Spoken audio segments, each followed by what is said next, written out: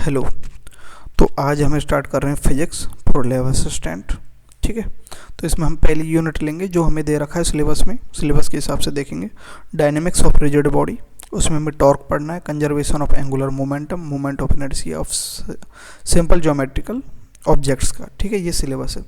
तो dynamics of rigid body की dynamics के अंदर तो डायनेमिक्स तो बहुत बड़ी है, उसके अंदर तो और भी मोशन आ जाते हैं, 1D 2D प्रोजेक्टाइल मोशंस वगैरह वो भी आ जाते हैं डायनेमिक्स के। रिजिड बॉडी का डायनेमिक्स है। ठीक है, रिजिड बॉडी क्या होती है? कोई भी जो है कंप्रेसिबल नहीं है, उसकी जिसके जो या फिर जो जो बॉडी है उसके जो पार्टिकल्स हैं, मूव करने पर पार्टिकल मूव नहीं करते हैं। ठीक है, सेम ही डिस्टेंस पर रहते हैं, वो रिजिड बॉडी होती है। अभी समझ जाएंगे रिजिड बॉडी होती क्या है। तो उसके जो है हमें टॉर्क पढ़ना है, conservation of momentum end moment of inertia of simple geometrical object पढ़ना है, तो पढ़ते हैं। तो रिजिड बॉडी क्या होती है वो एक बार देख लेते हैं। तो ये जो चैप्टर चलेगा इसके अंदर क्या होगा, मोमेंट ऑफ इनर्शिया देखनी है, तो इसमें रोटेशन देखेंगे। पहले रोटेशन होता क्या है।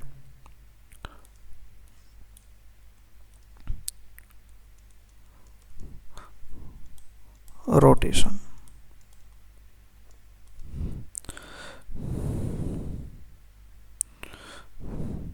इस चैप्टर के अंदर रोटेशन पढ़ेंगे हम। पहले हम देखेंगे रिजिड बॉडी। रिजिड बॉडी होती क्या है, देखो इसकी डेफिनेशन लिखने के वजह मैं समझा देता हूँ कि जैसे कि कोई भी जो पार्टिकल है, उस कोई भी मैटर है, उसके जो पार्टिकल्स हैं उसकी डिस्टेंस चेंज नहीं होती मोशन होने पर, वह रिजिड बॉडी है। ठीक है, उसी जगह पर होते हैं। लेकिन अगर पार्टिकल्स चेंज हो जाते हैं तो वह रिजिड नॉन रिजिड बॉडी है। ठीक है, जैसे इसको लिख देते हैं। ठीक है, it is a body in which during motion, मतलब गति के दौरान, मोशन के दौरान, इंटर एटॉमिक डिस्टेंस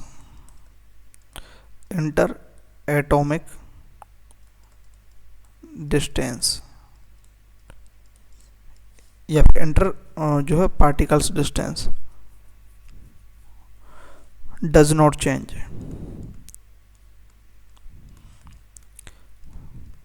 वह रिजिड बॉडी होती है।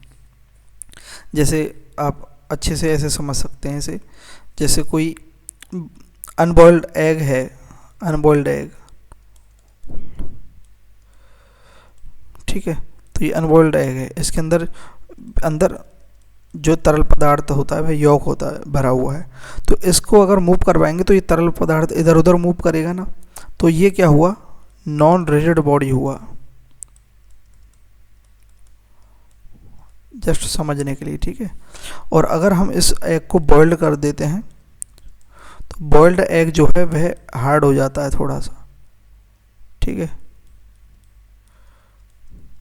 तो ये क्या है, रिजिड बॉडी है। समझिए, rigid body non rigid body में थोड़ा सा डिफरेंस यहाँ समझ में आ गया होगा।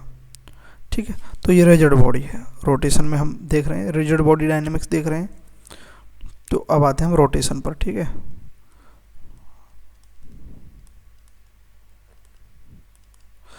तो ड्यूरिंग रोटेशन मोशन क्या होता है कि जैसे कि देखो ये कोई एक्सिस है, यहाँ पर एक कोई रॉड है। ठीक है, ये रॉड है। अब इसको अगर हम रोटेट करवाएं, यहाँ से ले जा करके से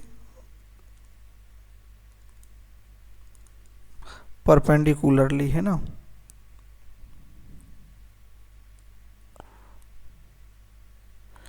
ये इस एक्सिस पर रोटेट हुई है। तो इस रोटेशन के दौरान, ठीक है, रोटेशन मोशन के दौरान जो एंगुलर वेलोसिटी है, ठीक है, एंगुलर वेलोसिटी तो इसकी सेम रहेगी। एंगुलर वेलोसिटी क्या होती है, ओमेगा होती है, theta by T, change in theta 2 minus theta 1 upon T.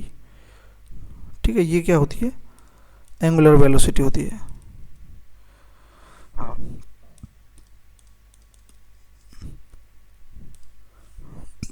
Change in theta, D theta upon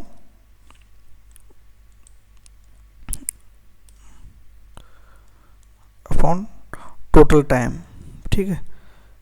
ये क्या होता है, एंगुलर वेलोसिटी होती है।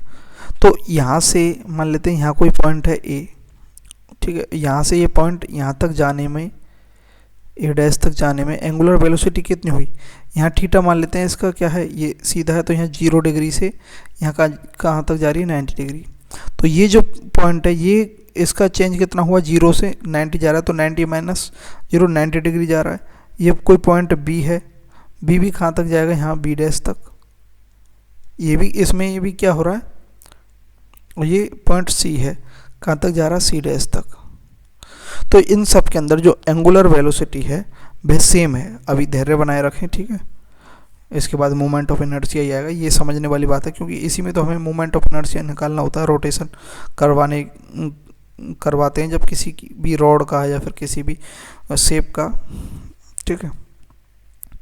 तो इसके दौरान क्या, एंगुलर वेलोसिटी तो सेम है, ठीक है, सी की हो या बी की हो या फिर ए की, सारे जितने भी पार्टिकल है इस रॉड के अंदर उन सब की एंगुलर वेलोसिटी सेम रहेगी। लेकिन जो लीनियर वेलोसिटी है वह चेंज हो जाएगी, क्योंकि देखो यहाँ सी कितनी डिस्टेंस जो है कवर कर रहा है, यहाँ से लेकर के यहाँ तक जा रहा है सी, बी यहाँ से यहाँ तक जा रहा है, ए यहाँ से यहाँ तक जा रहा है, तो डिस्टेंस कुछ कवर कर रहा है और टाइम कितना लग रहा है उसमें, सेम टाइम में अलग अलग डिस्टेंस कवर कर रहा है। तो लीनियर वेलोसिटी सी की ज़्यादा होगी, बी की उससे कम होगी, ए की उससे भी कम होगी, क्योंकि ए सबसे कम जो है डिस्टेंस कवर कर रहा है लीनियर वेलोसिटी के लिए, ठीक है। तो इसे हम क्या लिखेंगे, अब देखते हैं। ड्यूरिंग रोटेशन क्या हो रहा है, यहाँ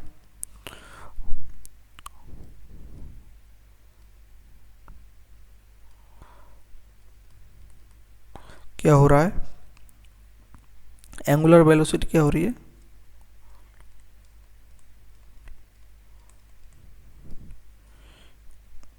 इसे हम ओमेगा से डिनोट करते हैं।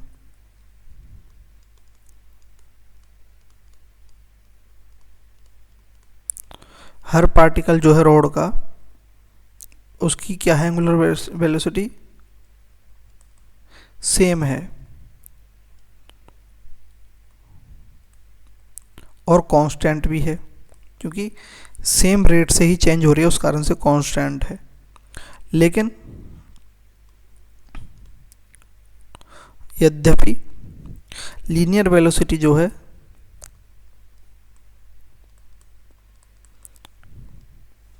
मे बी डिफरेंट,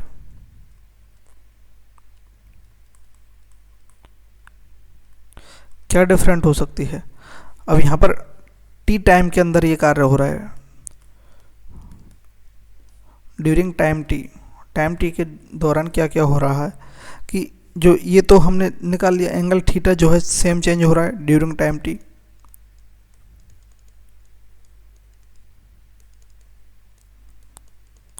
सेम है ये।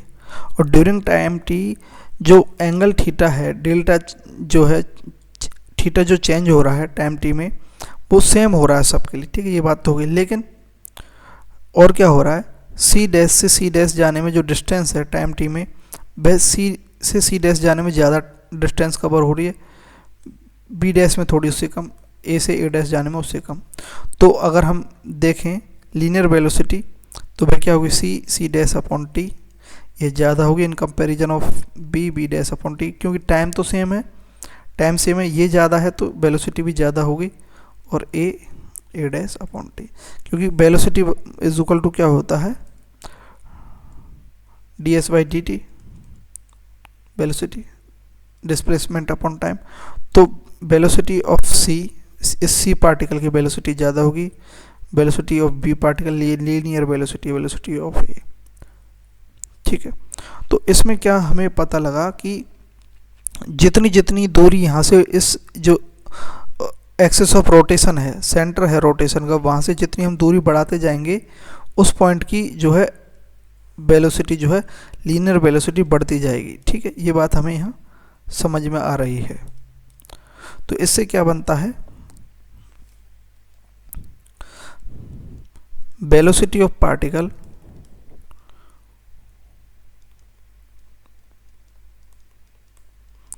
फर्दर अवे एक्सेस, जितनी दूर जाएगी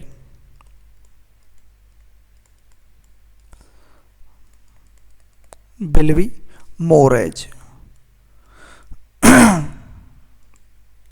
कैसे विल बी मोर एज, कैसे ज़्यादा होगी? तो जितनी हम वेलोसिटी जो है लीनियर वेलोसिटी डायरेक्टली प्रोपोर्शनल हो जाएगी आर डिस्टेंस, जितनी डिस्टेंस दूरी होगी उतनी ही जो है लीनियर वेलोसिटी बढ़ेगी, आर बढ़ेगी। तो वेलोसिटी इज इक्वल टू क्या हो जाएगा, ओमेगा इंटू आर। ओमेगा यहाँ कांस्टेंट रहेगी, ठीक है, ओमेगा इंटू आर हो जाएगी। ओमेगा क्या है, कांस्टेंट, कांस्टेंट। ओमेगा क्या है, एंगुलर वेलोसिटी है।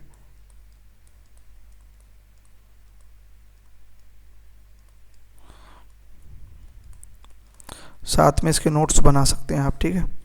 ठीक है, ये हमने देख लिया रोटेशन, ठीक है, ये होता क्या है, और लीनियर वेलोसिटी और एंगुलर वेलोसिटी के अंदर रिलेशन क्या है, ठीक है। ठीक है, ये रिलेशन ज़रूरी है, ठीक है, और हम जो है एग्जाम ओरिएंटेड ही पढ़ेंगे। अब आते हैं मोमेंट ऑफ इनर्शिया में। मोमेंट ऑफ इनर्शिया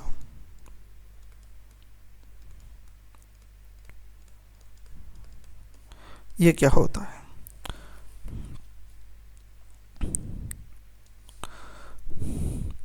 ये क्या होता है मोमेंट ऑफ इनर्शिया? देखो, हमने रोटेशनल क्यों पढ़ा, क्योंकि रिजिड बॉडी डायनेमिक्स है, ठीक है। तो वो मोमेंट ऑफ इनर्शिया किसके अंदर आता है, रोटेशन के अंदर आता है। जैसे कि रिजिड बॉडी डायनेमिक्स में अंदर लीनियर जो मोशन होता है उसके अंदर जो मास होता है ना, ऐसे ही इस रोटेशन के अंदर क्या होता है, मोमेंट ऑफ इनर्शिया होता है। तो मोमेंट ऑफ इनर्शिया है क्या, it has same role in rotation, same role होता है जैसा ट्रांसलेटरी या फिर जो लीनियर मोशन होता है ना उसमें मास का रोल होता है ना, ऐसे ही it has same role in rotation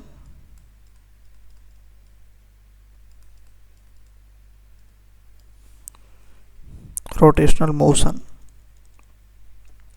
as mass has, जैसा जो मास होता है has in translatory motion.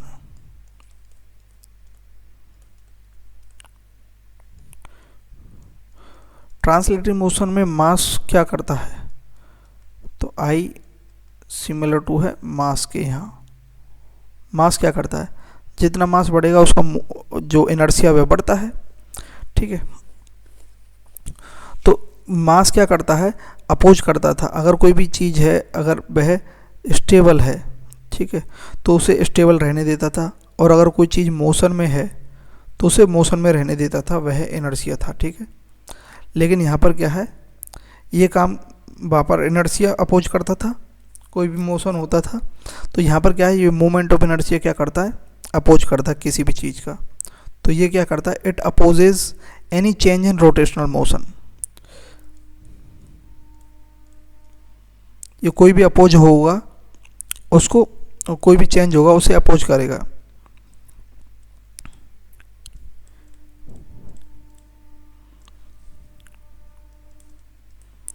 Rotational motion के अंदर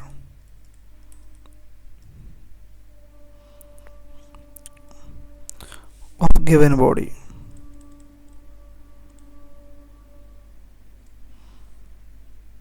जितना ज़्यादा जो मोमेंट ऑफ इनर्शिया होगा, ठीक है, उतना ही क्या है, अपोजिशन होगा। क्योंकि जैसे हमने उसमें देखा था इनर्शिया के अंदर, ट्रांसलेटरी मोशन के अंदर जितना मास होगा उतना ही इनर्शिया होता था। तो more will be opposition about change, जो चेंज होता है उसके लिए, ठीक है। तो अब ये मोमेंट ऑफ इनर्शिया हमने समझ लिया कि होता क्या है, ठीक है। अब यहाँ हम देखेंगे कि मैथमेटिकली मोमेंट ऑफ इनर्शिया होता क्या है।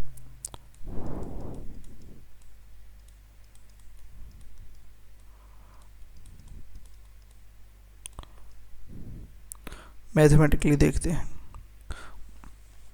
Moment of inertia of particle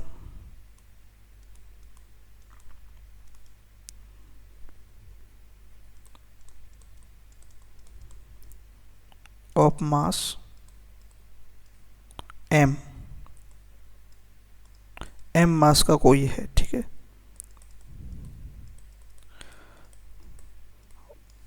वह किसके द्वारा दिया जाता है, I इज इक्वल टू क्या होगा यहाँ mathematically mass into perpendicular distance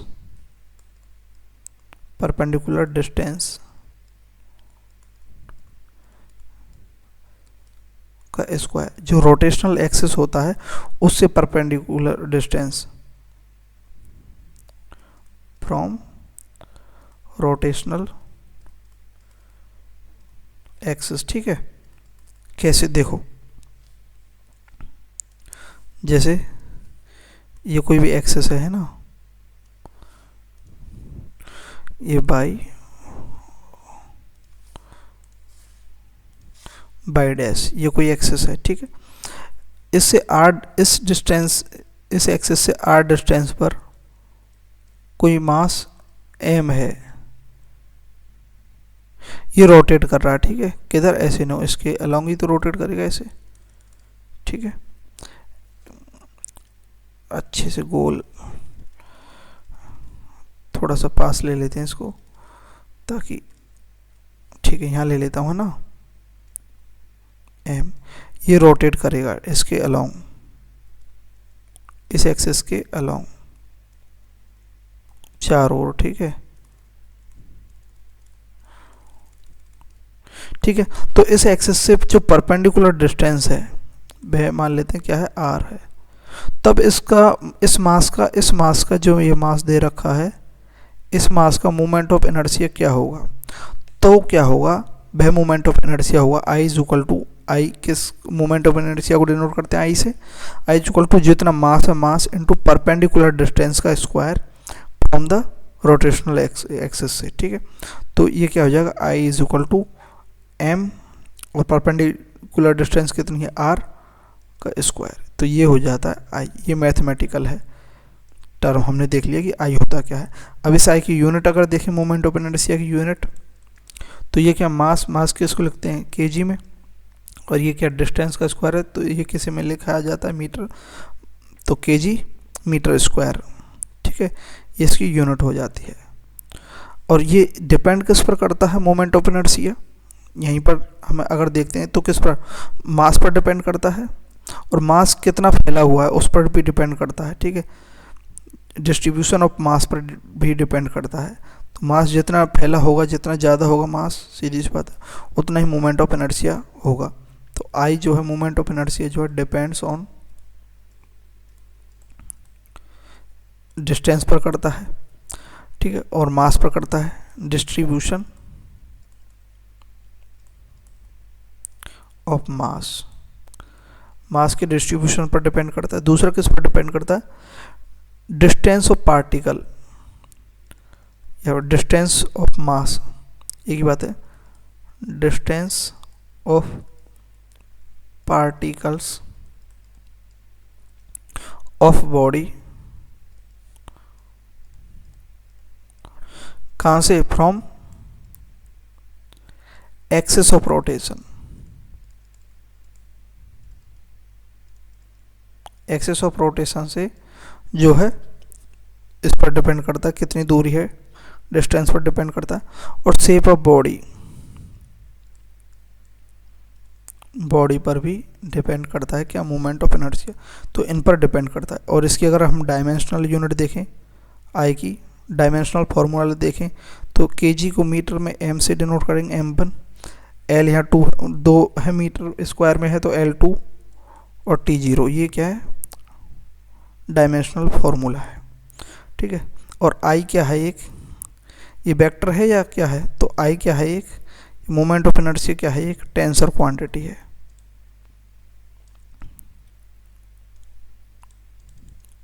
tensor quantity क्या होती है, जो जिसकी ना तो खुद की डायरेक्शन है, ठीक है, नहीं मतलब खुद की तो डायरेक्शन है लेकिन वैल्यू अलग अलग होती है, ठीक है। आई क्या है, एक टेंसर क्वांटिटी है। क्वांटिटी तीन प्रकार की होती है, एक तो वेक्टर होती है, एक स्केलर होती है, एक टेंसर होती है। टेंसर क्या होती है, which have its own direction, खुद की डायरेक्शन होती है, but have different वैल्यू होती हैं इन डायरेक्शन। डायरेक्शन में खुद की तो होती है डायरेक्शन, लेकिन डायरेक्शन में की जो वैल्यू है वो डिफरेंट होती है, ठीक है।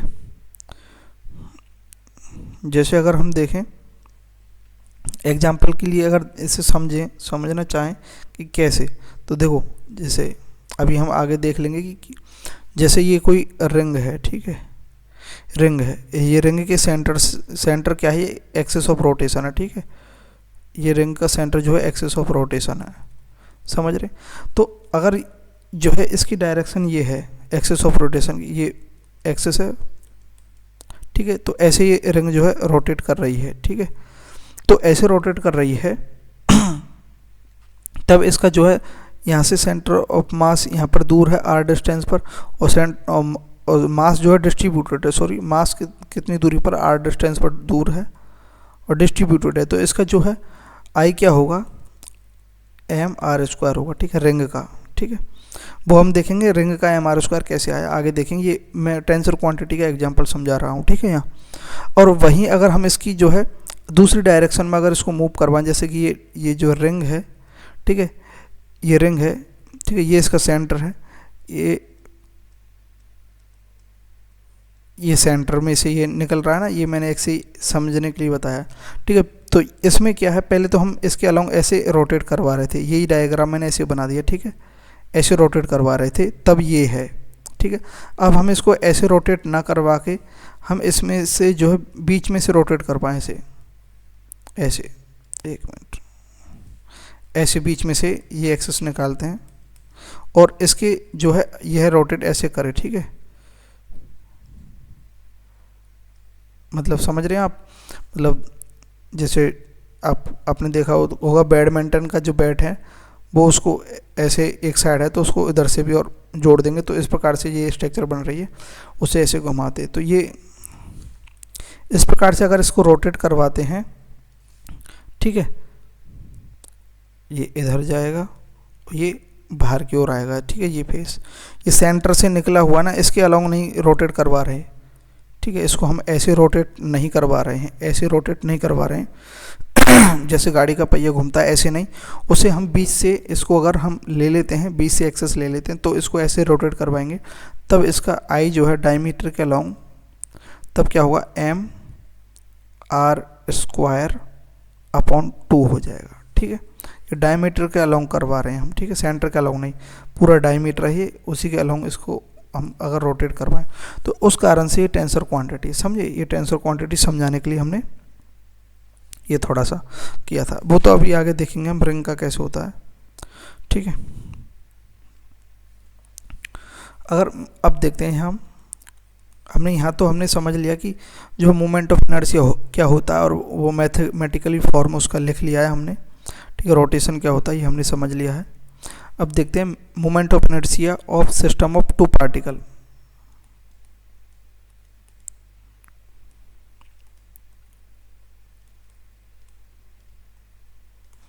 टू पार्टिकल्स, ठीक है। अब जैसे ये कोई एक्सिस है, उस एक्सिस के अलोंग दो पार्टिकल हैं, जैसे ये एक्सिस है, ठीक है, ये एक्सिस है बाई वाई डैश, ठीक है। इससे कुछ r डिस्टेंस दूर पर एक पार्टिकल है, यहाँ पर कोई एक पार्टिकल यहाँ पर है और कुछ R2 डिस्टेंस पर, ये R1 मान लेते हैं, और R2 डिस्टेंस पर कोई पार्टिकल यहाँ पर है एक, ठीक है। अब इसका दो सिस्टम का मोमेंट ऑफ दो पार्टिकल्स का मोमेंट ऑफ इनर्शिया, ऑफ इस सिस्टम का मोमेंट ऑफ इनर्शिया हम निकालते हैं, ठीक है। तो ये हम मान लेते हैं ये किस पर है, R1 डिस्टेंस पर है, और ये जो है ये R2 डिस्टेंस पर है, ठीक है। और ये M1 है और ये क्या है, M2 है, ठीक है। इसका मोमेंट ऑफ इनर्शिया हम निकालते हैं। तो क्या होगा इस सिस्टम का moment of inertia along, moment of inertia along y dash axis के अलोंग क्या होगा, ठीक है। तो एक तो इस वाले से मोमेंट ऑफ इनर्शिया और इस वाले से दो से, तो सिस्टम का moment of inertia I1 plus I2, I1 किससे, M1 मास से, और R1 डिस्टेंस पर है, और I2, तो ये होगा।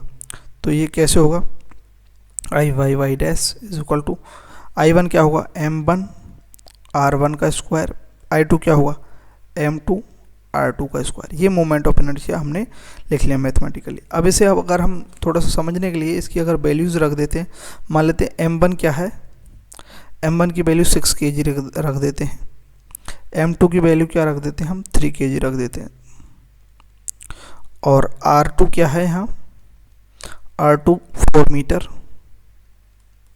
और R1 क्या है यहाँ 2 मीटर है। अब इसकी अगर हम वैल्यू निकालना चाहें तो निकाल सकते हैं वैल्यू इजीली। ये हमने वैल्यू रख कर सॉल्व करने के लिए ऐसा किया है, ठीक है। तो M1 क्या है यहाँ 6 इंटू R1 कितना है 2 का स्क्वायर, प्लस M2 कितना है यहाँ 3 इंटू R2 कितना है यहाँ 4, ऐसे निकलता है मोमेंट ऑफ इनर्शिया। तो moment of inertia of system क्या हो जाएगा, 24 प्लस 48 इज इक्वल टू हो जाएगा ये 72 kg मीटर स्क्वायर। ये मोमेंट ऑफ इनर्शिया हो गया। तो हमने यहाँ सिस्टम का भी देख लिया कि सिस्टम का मोमेंट ऑफ इनर्शिया कैसे निकालते हैं, समझ गए। इस प्रकार से हम निकाल सकते हैं। तो यहाँ तक हमने समझ लिया मोमेंट ऑफ इनर्शिया क्या होता है, मैथमेटिकल फॉर्म क्या होता है, कैसे निकालते हैं, ठीक है। एक यहाँ नोट बनाकर या स्टार बनाकर एक पॉइंट लिखिए, क्या पॉइंट है, इफ एक कंडीशन है, ठीक है, कंडीशन है ये, इफ M1 एंड M2, ये वैसे इतनी इम्पोर्टेंट नहीं है, ठीक है, समझ में तो आ जाएगी इजीली, इजी है।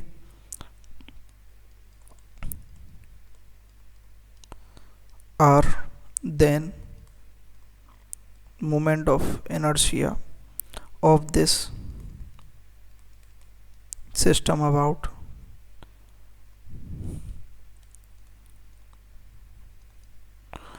axis passing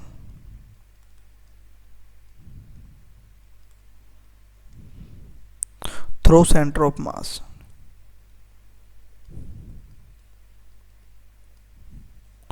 is given by,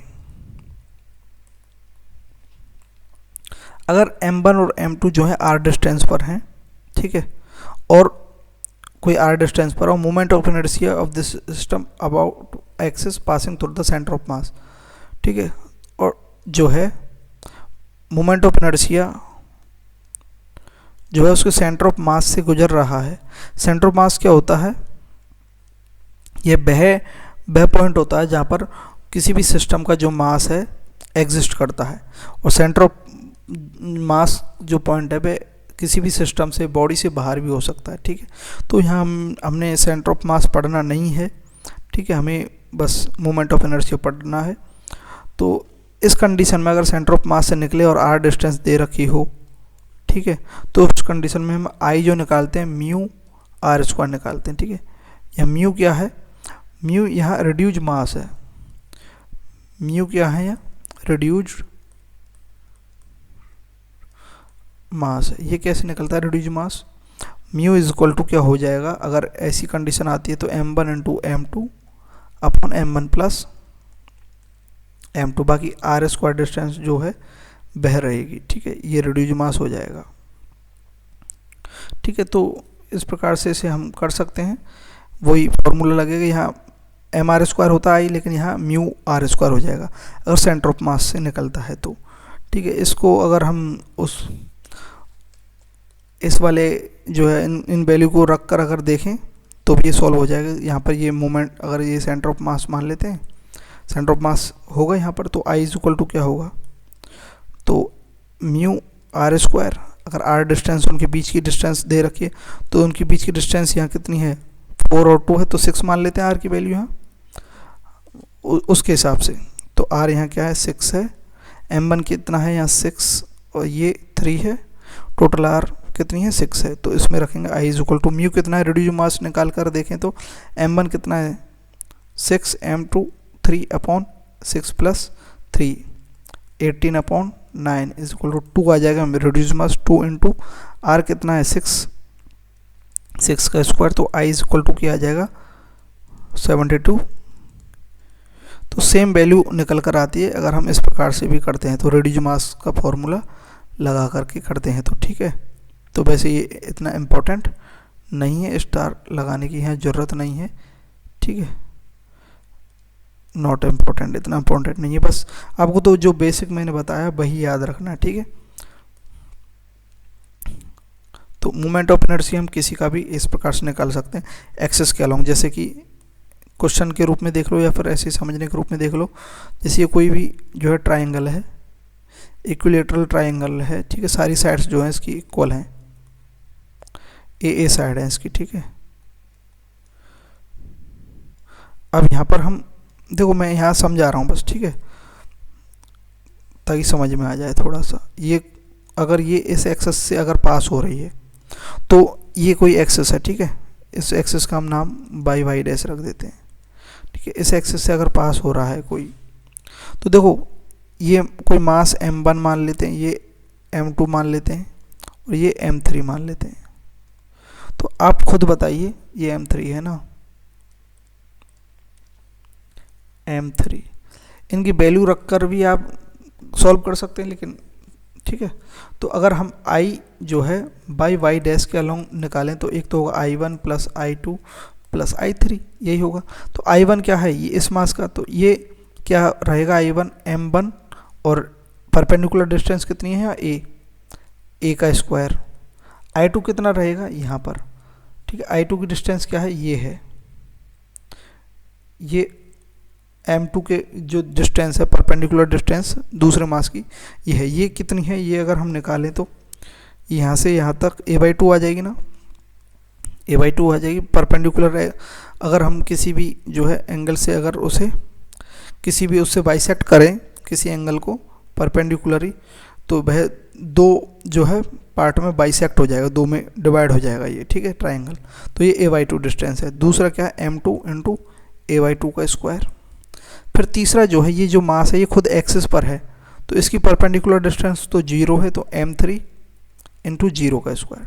तो I along by y dash axis के अलोंग जो है मोमेंट ऑफ इनर्शिया अगर निकालेंगे तो m1 a square plus m2 a square upon 4, ये मोमेंट ऑफ इनर्शिया इसका निकल कर आएगा। समझ में आया ना, इस प्रकार से मोमेंट ऑफ इनर्शिया हम निकाल सकते हैं। तो इस प्रकार से हम किसी का भी निकाल सकते हैं। इसी में अगर हम क्या करें, इक्विलेटरल ट्रायंगल है ये। ठीक है, ठीक है, इसके अंदर अगर हम वही मास रखे हुए हैं m2, ये m1 है और ये m3 है, ये m1 है। ठीक है, और अगर हम यहाँ से बीच से एक्सिस से निकालें अगर इसको,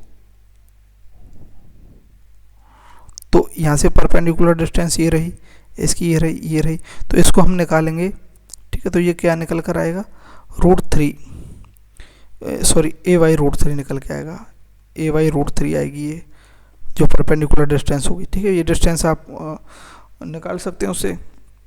ज्योमेट्री आप अगर थोड़ी सी पढ़ी होगी तो आपको मालूम होगा कि जो इक्विलेटरल ट्रायंगल है उसको अगर एक्स से बीच सेंटर से गुजारते हैं तो उससे जो जॉइन करती है वो जो डिस्टेंस है वो a/√3 आएगी। फॉर्मूला से आप निकाल सकते हैं। ठीक है, तो ये a/√3 आती है।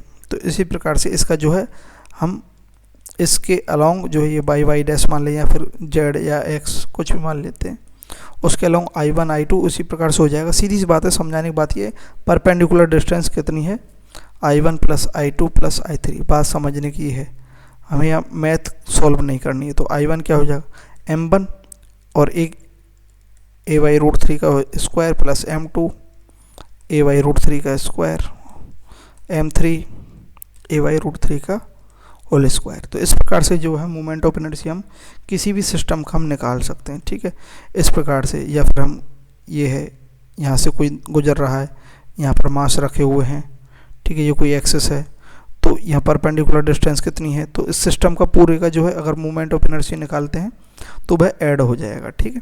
तो यहाँ तक हमने क्या देख लिया कि मोमेंट ऑफ इनर्शिया क्या होता है, कैसे निकाला जाता है, ठीक है, ये हमने अच्छे से देख लिया है।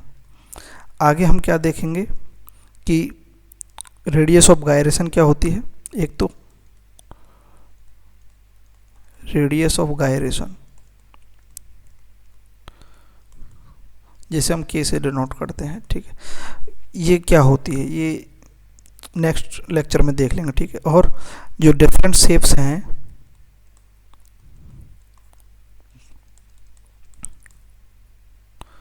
उनका जो है मोमेंट ऑफ इनर्शिया कैसे निकलता है, क्या क्या होता है, वो हम देख लेंगे। ड्राइव भी कर लेंगे एक दो को, ठीक है, रिंग और उसको ड्राइव कर लेंगे, ठीक है, रॉड को, ठीक है, वो देख लेंगे। उसके बाद मोमेंट ऑफ इनर्शिया ये ख़त्म हो जाता है यहीं पर, बस इतना ही मोमेंट ऑफ इनर्शिया मैक्सिमम हमने कर लिया है, ठीक है। उसके बाद हम टॉर्क देखेंगे और एंगुलर मोमेंटम,